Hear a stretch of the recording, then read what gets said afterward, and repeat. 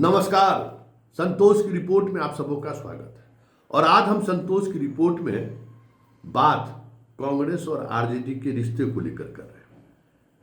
जिस तरीके से बिहार के पड़ोसी राज्य झारखंड में चुनाव चल रहा है और इस चुनाव के दौरान जिस तरीके से राहुल ने पूरी तौर पर तेजस्वी को नजरअंदाज किया है, और ये पहली बार नहीं हुआ है। लोकसभा चुनाव के बाद कई ऐसे मौके आए हैं जिस मौके पर राहुल तेजस्वी से दूरी बनाते हुए दिखे, और इसकी कई वजह भी है, और उस वजह में वाकई दम है। तो कहिए कि 2025 के विधानसभा चुनाव से पहले इस बार कांग्रेस एक अलग तेवर में बिहार में दिखे तो कोई बड़ी बात नहीं होगी। पप्पू यादव और कन्हैया को जिस तरीके से बाहर करने में अभी तक तेजस्वी कामयाब रहे हैं, 2025 के विधानसभा चुनाव में वो दोनों बिहार में खुट्टा गाड़ कर खड़े होते हुए दिख जाए तो कोई बड़ी बात नहीं होगी, क्योंकि बिसात उसी तरीके की बिछ रही है। और बिसात इतनी इस अंदाज में बिछ रही है कि अब तेजस्वी के पास बाएं दाएं करने का कोई गुंजाइश नहीं बच रहा है। हरियाणा की हार कांग्रेस को भले बैकफुट पर ला दिया है, लेकिन झारखंड में तेजस्वी से नहीं मिलकर उसने संकेत दे दिया है कि अब हम एकला चलो की राह पर चलेंगे, सरकार बने या नहीं बने। सिर्फ इंडिया गठबंधन में सिर्फ कांग्रेस की ही जिम्मेवारी नहीं है कि वो बीजेपी से लड़े, सबों की जिम्मेवारी है। हम अपने पार्टी में भी ऐसा लग रहा है जैसे हमें मेरी ही जिम्मेवारी है मोदी से लड़ना, बाकी सब अपनी अपनी राजनीति करते हैं। इसलिए हरियाणा के चुनाव परिणाम के बाद राहुल एक और अलग अंदाज में दिख रहे हैं।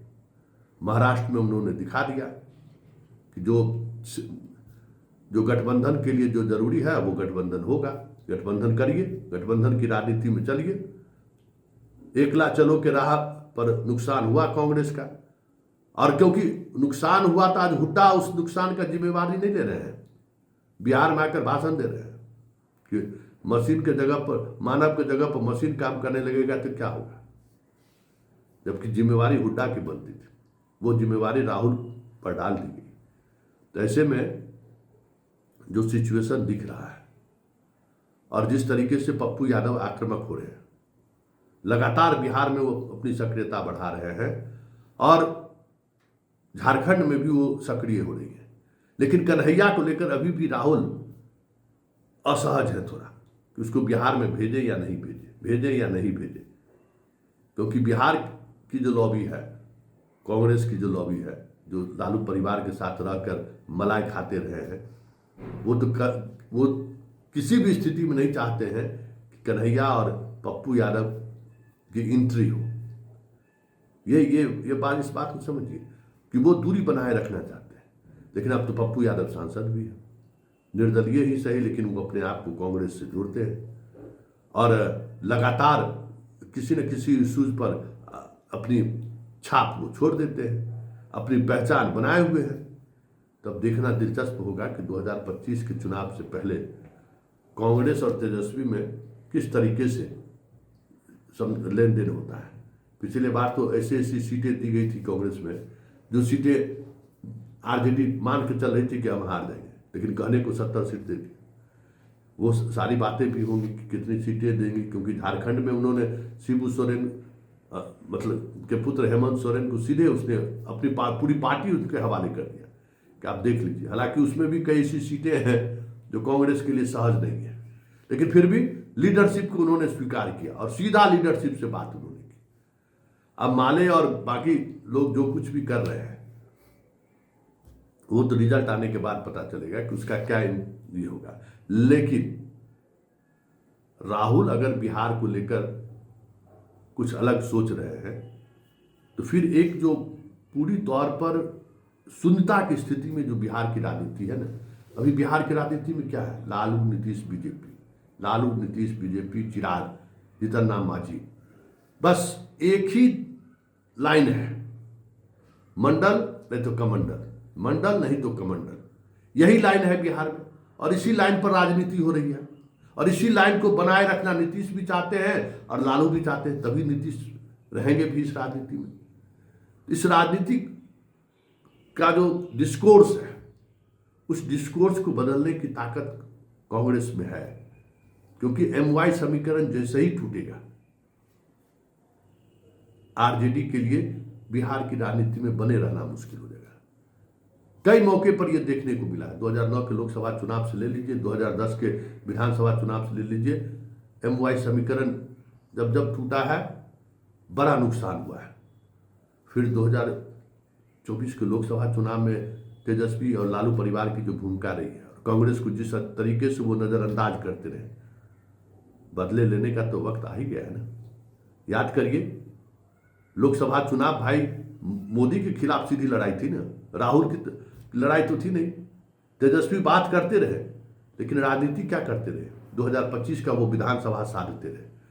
ऐसे ऐसे उम्मीदवारों को उसने खड़ा किया। याद होगा बेगूसराय में उम्मीदवार पिछली बार समझौता नहीं किए कन्हैया का, इस बार सबसे पहले समझौता करके उम्मीदवार भी घोषित कर दी कि मतलब कहीं कन्हैया नहीं आ जाए।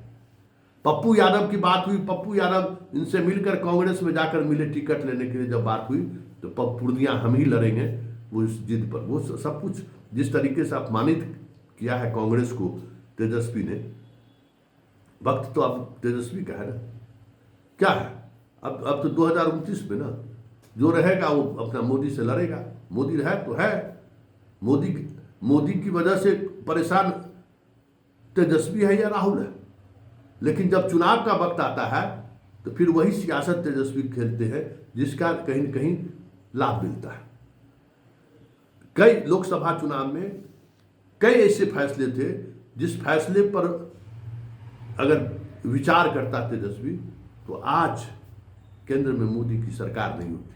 नीतीश के रहने के बावजूद भी 1 दर्जन से अधिक ऐसा सीट था जिस सीट का परिणाम बदल सकता था, लेकिन तेजस्वी सिर्फ 2025 के साधने में लगे रहे। 2024 के लोकसभा में लगा उनका कोई मकसद ही नहीं है। तो ये अब तो वक्त आएगा कांग्रेस का ना, तभी मिलना। एक होटल में रहे, रेडिसन ब्लू में, दोनों एक होटल में रहे, तेजस्वी भी और राहुल भी ऊपर नीचे के फ्लोर में रहे, लेकिन मुलाकात नहीं हुई। हेमंत आए, राहुल से मिले, तेजस्वी से नहीं मिले। बात हुई, घर पहुंचे, प्रेस कॉन्फ्रेंस में सारी घोषणा कर दी। फिर तेजस्वी पहुंचे, चले थे 18 सीट लेने के लिए, 7 सीट लेकर चले आए। और वहां भी देखिए किस तरीके की ये राजनीति कर रहे हैं। जो सुभाष यादव जेल में है, मतलब इनकी लड़ाई एक एक सीट जहां महत्वपूर्ण है झारखंड में, एक एक सीट जीतने के लिए एड़ी चोटी एक की हुई है बीजेपी, वहां आप ऐसे ऐसे लोगों को टिकट दे रहे हैं जो सुलभ कर दिया है। वो 7 सीटों में 1-2 सीट पर कहीं लड़ाई में आ जाए तो आ जाए। जो इनका सिटिंग विधायक था, मंत्री था, उस तक को टिकट काट दिया। पता नहीं क्या वजह रहा। झारखंड में कभी इनका कोई राजनीतिक कार्यक्रम हुआ क्या? कभी कोई सभा हुई क्या? फिर पिछले 5 साल के दौरान कभी ये झारखंड गए क्या?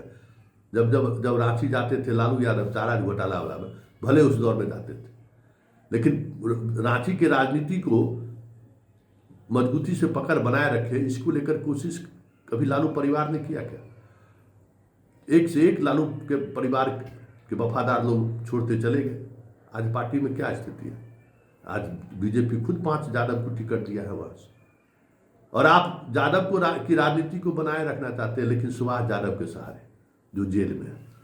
अब नॉमिनेशन करने को लेकर जो हाई कोर्ट में विवाद हुआ है, उस विवाद के बाद उसको प्रचार करने का भी मौका मिलेगा कि नहीं मिलेगा कहना मुश्किल है। लेकिन एक कोडरमा सीट आप नौछावर कर दिए। जब एक सीट पर आपकी ये भूमिका है, ऐसा थोड़ी कि राजनीतिक व्यक्ति लोग समझते नहीं है कि आज भी आपको ईडी और के इस तरीके के शिकंजे के बावजूद भी आप सीख लेने को तैयार नहीं है। बालू और बाकी चीज़ों से आपका भी आज भी मोहब्बत है। वैसे थोड़ी हमला बोलता है जदयू। तो ये सारी बातें चल रही हैं। ऐसे में 2025 के विधानसभा चुनाव में बिहार में एक अलग तरीके की राजनीति इंडिया गठबंधन से इतर कांग्रेस अगर अकेले चुनावी मैदान में आपको दिख जाए तो कोई बड़ी बात नहीं होगी, क्योंकि अब लड़ाई आर पार की है। उन्होंने देख लिया है कि लोकसभा चुनाव में क्षेत्रीय दलों की जो भूमिका रही है वो भूमिका कहीं न कहीं मोदी को मदद करने की रही है। ऐसे में जब विधानसभा का चुनाव हो तो फिर उससे दो हाथ किया जाए, क्योंकि बहुत चीज़ें दिख रही हैं। यूपी में कांग्रेस छोड़ दिया, क्योंकि लोकसभा में बहुत ही ईमानदारी के साथ अखिलेश और राहुल गांधी सड़क पर उतरे। झारखंड में भी वो रिजल्ट आया, लेकिन बिहार में वो रिजल्ट नहीं आया, क्योंकि बिहार में तेजस्वी अपने ही गुण गाने में लगे हुए थे, अपने ही राजनीति से लड़ने में लगे हुए थे। और लालू यादव को तो लग रहा था कि भाई किंग मेकर हम हैं। तो बहुत सारी चीज़ें हैं जिसके देखने से लगता है कि अगले लड़ाई में रथ चलाने वाला, रथ पर बैठा हुआ कन्हैया और पप्पू यादव दिख जाए तो कोई बड़ी बात नहीं होगी। और ये दोनों दिख गया तो तेजस्वी का क्या हाल होगा ये भी कहने की जरूरत नहीं है।